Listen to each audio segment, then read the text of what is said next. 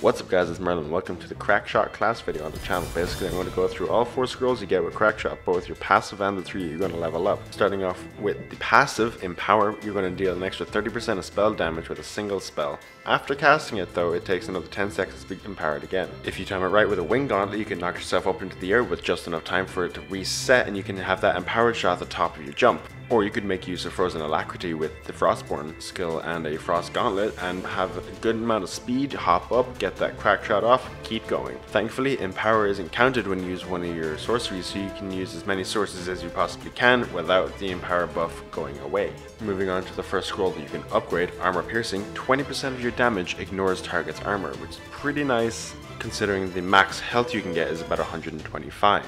You can upgrade this up to 30 and then 40% depending on how many skill points you put into it. Next up, High Velocity, increase projectile speed by 30%. Now this is an excellent perk when you're pairing it with fire. You can upgrade it from 30% to 60, then 60 to 90, and when it hits 90, you're throwing fireballs like it's nothing. They weigh nothing, they go lightning quick. Now the final upgradable scroll is Steady Aim. I wouldn't really recommend getting this unless the only other thing you can choose is Appraise, and Appraise just fills your screen with illuminated items, and I personally find that irritating, but you know, if you want to find items, there you go.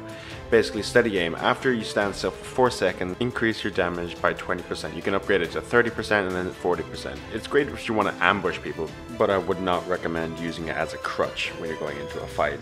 I'd highly recommend going with Armor Piercing and High Velocity, prioritizing High Velocity in my opinion because they go well with every gauntlet, maybe minus the stone basic attack with High Velocity since it isn't technically a projectile, but other than that, it works with every gauntlet really nicely.